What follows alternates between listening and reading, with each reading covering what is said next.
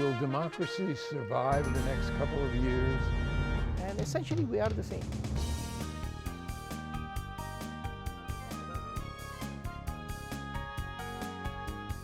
And there are so many needs that Minnesota has. What people are saying they need right now. Access to democracy is made possible by donations from the following organizations.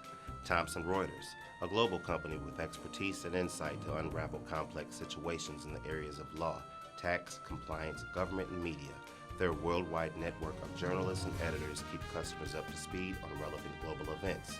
Thomson Reuters, the Answer Company. Crutchfield Dermatology, a full-service treatment center in Medi-Spa in Eagan. Their goal is to help you look good and feel great with beautiful skin. With service built around courtesy, dignity, and respect, Mayo-trained Dr. Charles Crutchfield personally treats each patient and is acknowledged as one of the nation's best physicians. Firefly Credit Union, with locations throughout the Twin Cities, has proudly served Minnesotans since 1925. Firefly guides its members forward by delivering customized financial solutions to improve their lives in all aspects of banking. Firefly Credit Union, they light the way with life illuminated.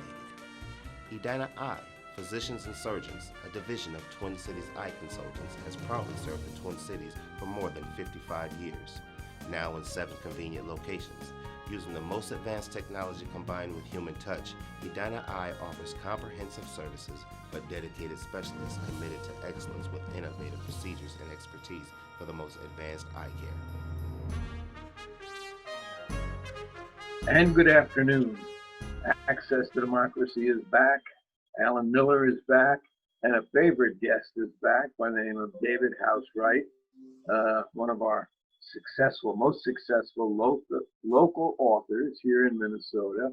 And we're going to talk about a really incredible new book, among other things. And David, welcome.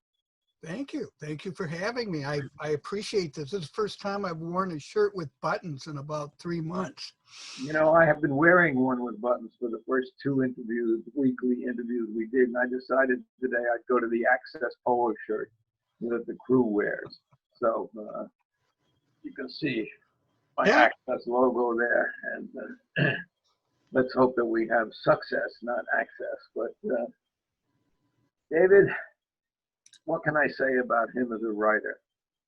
He has won so many awards that he had them all on the bookcase off his right shoulder, and the bookcase collapsed. I mean, that's three times Minnesota, the Best Book Award, an Edgar winner, president of the the Crime Writers Association? The Private Eye Writers of America. There you go. And on the 7th day he rests. What can I say? Now, David has a new book coming out when?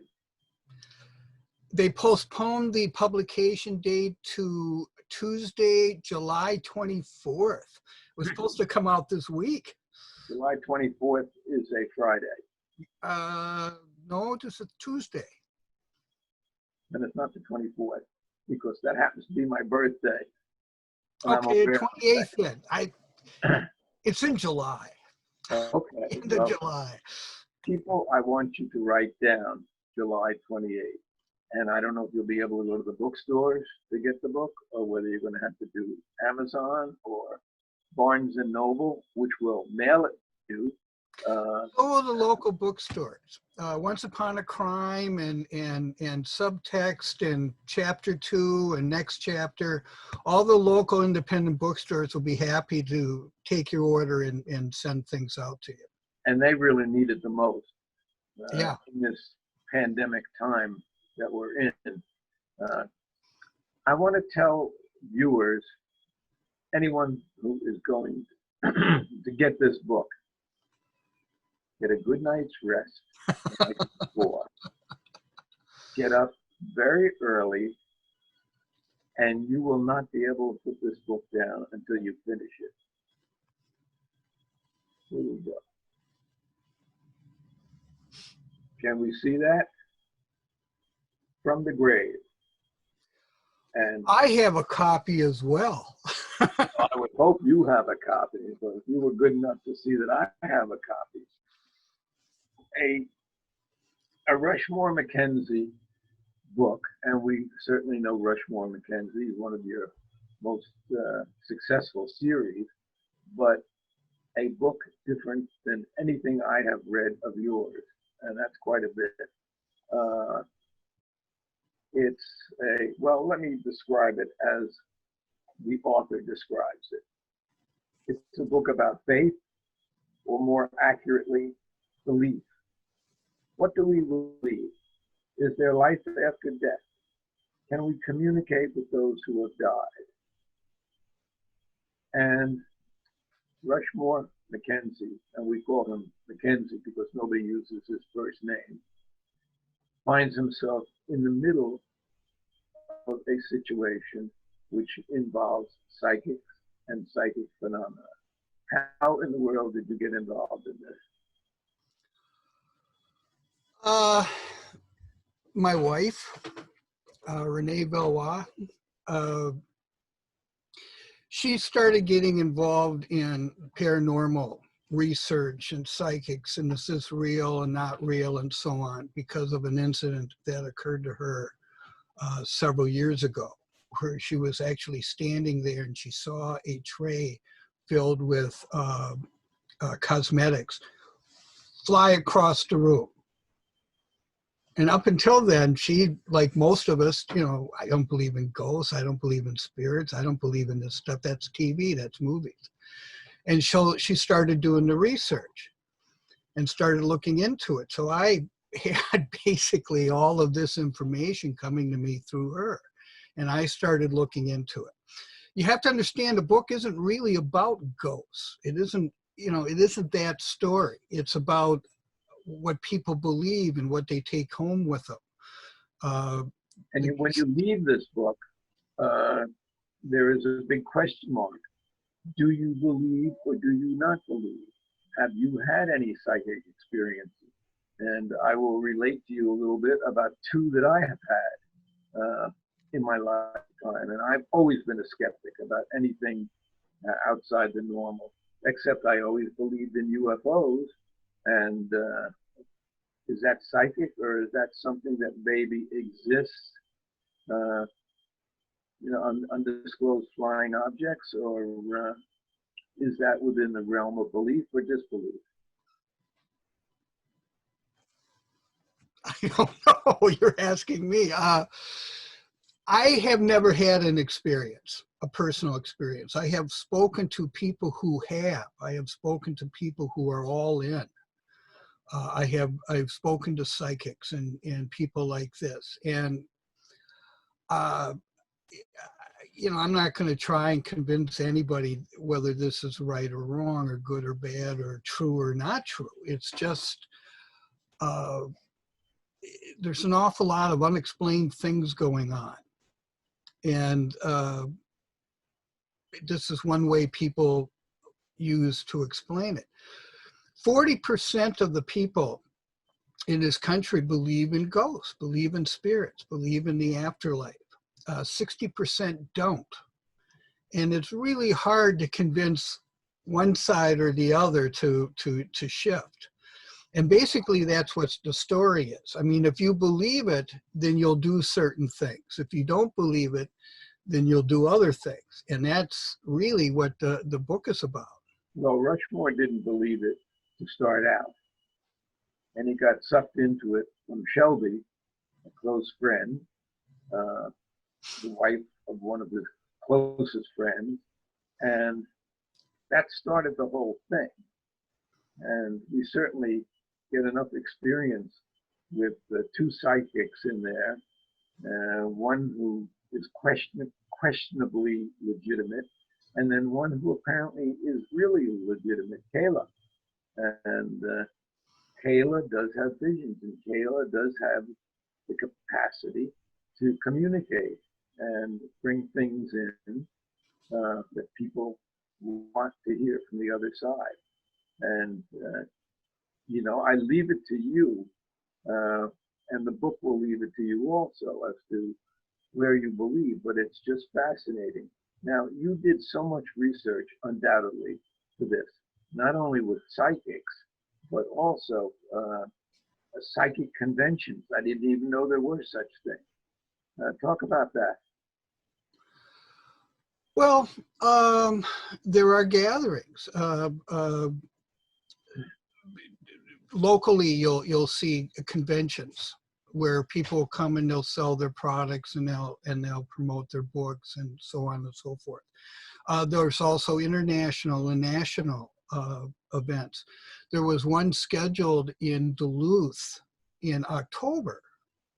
Now, whether or not that comes off because of the strange days we're living in, I don't know, but there's going to be a lot of people up there who are psychics, or people who are involved in the TV shows will be up there, and so on and so forth. And like I said, this is an awful lot of people are all in on this.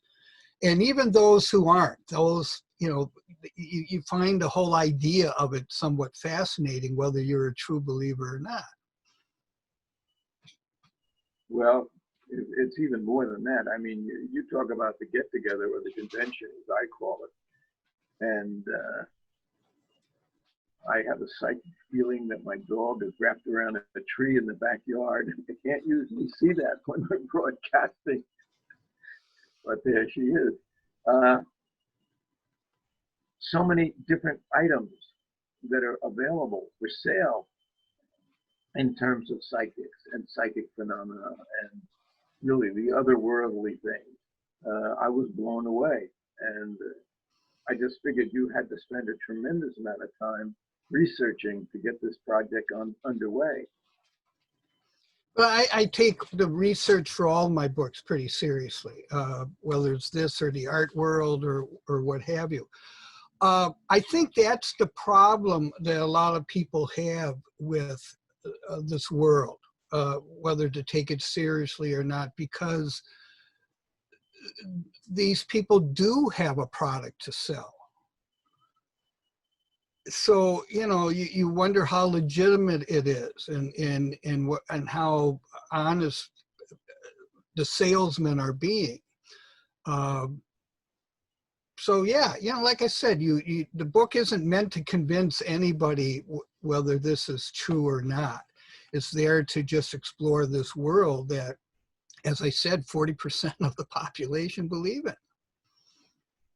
And amazingly, years ago, my family and I were on a skiing vacation in Great Barrington, Massachusetts, and we stayed at a lodge that was known to be haunted. So I guess that's probably part of psychic phenomena. It was right next to a graveyard, and the fellow who used to own the lodge had committed suicide, and he was in the graveyard. And we knew that much of the story. We also were up there. My kids were small. We were up there with our dog, and you can't stop phones from going off apparently when you're in the middle of an interview, but we'll ignore that. So we're all asleep, and allegedly this ghost is up on the 3rd floor. We're on the 2nd floor.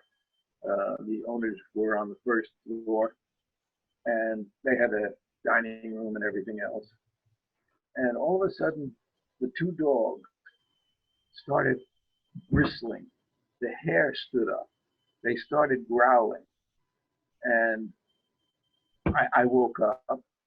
Then I heard what sounded like a chain being dragged across the floor and down the steps from the 3rd floor. Clunk, clunk, clunk.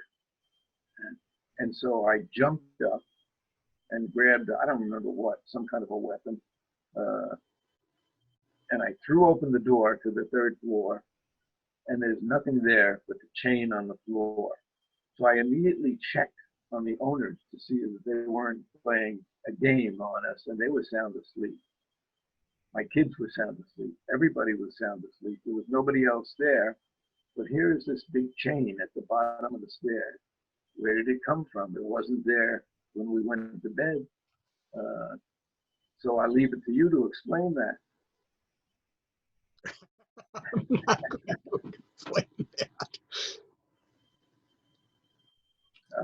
I was 2 years ago, and as I say, I am a really deep skeptic about all this. I had had a thyroid cancer operation, and I was at the Mayo Clinic, St. Mary's Hospital, and there are pictures around of the nurses going back to the 1800s and how they dressed and all. And I awoke at night, and Sister Anne, one of the nurses, was in my room and dressed in costume. And she said, "It's okay, you're going to be all right." And then she was gone. Well, my explanation the next day was, "You are on some painkillers and all. You just had an operation. It probably had to do with that." But I haven't had any other explanation since. So what do you believe? Well, that's what it comes down to. And I think most people would require an incident. They would require something happening, like the ones you described, for them to come over to the belief in spirits and psychics and what have you. You know, you watch a lot of shows on TV, and I did going into this. And an awful lot of it seems so contrived that you have to step back and go, really? But then certain incidents occur that if you believe in what they're telling you is true, it makes you stop and go, whoa, makes you stop and wonder. Again, I've never had an experience, but I've met people who have, or who claim they have. And what do you take away from that? I mean, you either believe them or you think they're nuts or they're just your experience, but then you start to question yourself when you believe the experience, as I did on both of those occasions. You know, is it me? Is it my active mind playing games with me? Where did this chain come from on the floor? Bouncing down the steps, and the dogs growling and with the hair up on their back. I mean, two of them. You know, my ex-wife wasn't growling; she was asleep. But could have been three of them. And I don't know. So after reading the book, and I appreciate the fact that you sent me an advance copy. I'm sorry that its publication is delayed. I assume you're writing a book about pandemics right now, but actually, I just finished a book about a week ago that I sent to my publisher, and I did work in a little bit, but not a lot, because I don't know how this is going to shake out, and it wasn't really pertinent to the story. This is actually a debate. This is something that my writer friends have argued about whether or not you write about this. And I'm like, well, of course you do. I mean, this is the world you live in. If your book takes place during the Vietnam War, that's part of the book. It's just a matter of how much of it, it's a matter of what you need to tell your story. Is it just something that's going on while your story's taking place, or is it pertinent to the story? So, you know, it's you write about the world that you live in when you write your story. Stephen King seems to have had a moderate amount of success, and I say that tongue in cheek, writing about the otherworldly. So why not? And you know, I think that's one of the great things about being a writer, is it gives you the latitude to take your imagination and place it anywhere. And that's what you've done, and that's what you've done in this book. And as I say, you come away from the grave, you come away either believing or not believing, if you have the opportunity to. And you have filled it with a lot of references that are both supportive and not necessarily supportive, but skeptical. That's one of the interesting things about it. I just found it a fascinating read. Thank you. I appreciate that. How has your life changed in these last 3 months? Well, I'm lucky. I'm one of those lucky few. I work at home anyway, so it's not that big of an issue to me. That's what I was wondering, because you know, as a writer, you're used to solitude, and you're used to working by yourself, and you're used to being locked away. It comes as a shock. I wouldn't say locked away, but yeah. Um, I don't have to worry about money. I don't have to worry about whether my job's going to be there when this is over. I don't have children about that I need to take care of and educate. I don't have to worry about a lot of things that an awful lot of people do. So it hasn't been that difficult for me to deal with this. I mean, I miss doing the events. I miss doing the signings and the library events and things like this. I also miss going to hear live music. I miss baseball. But that's really kind of small compared to the issues a lot of other people are facing. So, you know, I'm the last guy that says, you know, poor, pitiful me. Well, you know, it's interesting because it's changed our lives, all of our lives, so much. And it's amazing to me that we're able to continue a schedule, even on Zoom, as we're doing here now, through the talent of the IT people at Egan Television. But Thomson Reuters, where our studio is located, is locked down, and they just made an announcement that people will work from home until October. So we don't know if we're going to get back in that studio or not. We may be doing this for quite an extended period, which is more than I think anybody anticipated. But the other side of the coin is, as long as we're able to do it and stay healthy, that's a plus. And go ahead. I'm very curious to see how this changes people's habits and it changes the way we do business.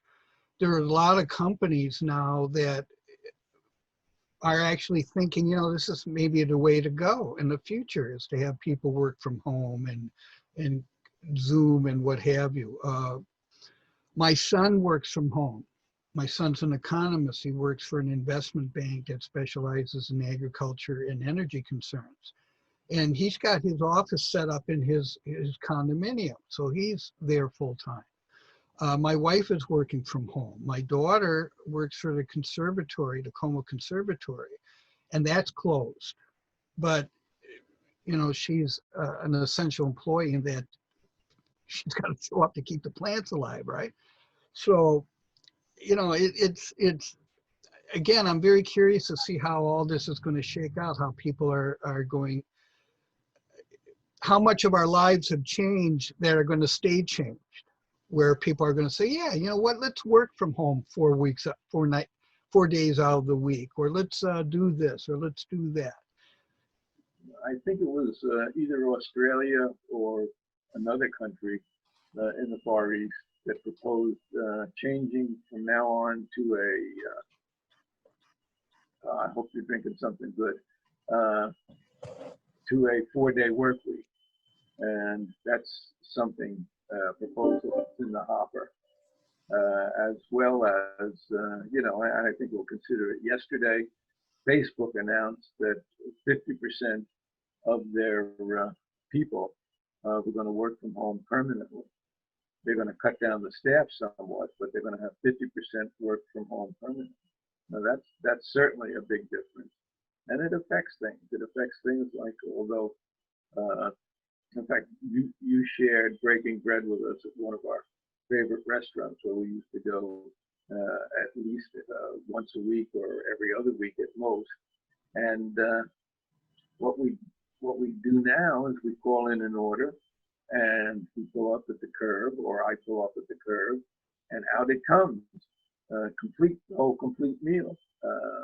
But it's a whole different world, and you know, it would be nice to spend more time with people and maybe we'll be able to do that to some degree if we socially distance now. I don't know. But, so your family is all around. Do you get a chance to see them? Yeah, we do. Well, we do the Zoom thing. Plus, I used to bribe my kids to come home because I called it the Housewright Cafe and Coffee House, free Wi-Fi. And I would post my menus for the week. And I would send it to them, and the kids, oh, I'll be there on Sunday for this, or I'll be there on Thursday for that. I had them over to the house this Tuesday, and I had tables set up in the driveway like a bistro, and we're all a certain distance apart and that sort of thing. So we did that. Maybe I'll do that a few more times in the summer, but other than that, no, I haven't touched my child in 3 months. Well, most of our kids are back east, but in September, my son moved here from Florida, and it certainly has enhanced our lives to be able to have one of the kids around. The other side of the coin is when he comes down, as he's coming down on Memorial Day, Monday, is we will practice social distancing also on the deck, and we'll barbecue and things like that. But it is a whole distant world, different world. And his dog does not believe in social distancing with my dog, so they frolic, but that's the way it is. So, has Renee had any other experiences other than the one where she saw the thing fly off the shelf? Well, like I said, she's been involved in this. We do ghost tours, and she knows some psychic people, and she's had things happen. But now we're looking for them, and sometimes you find what you're looking for. Again, I'm not trying to convince anybody with the book that this is real or imagined. I'm just writing about the world that this exists in, and we'll let people decide for themselves. As I said, usually it's a personal experience that makes It you is, believe. and it's a very different one.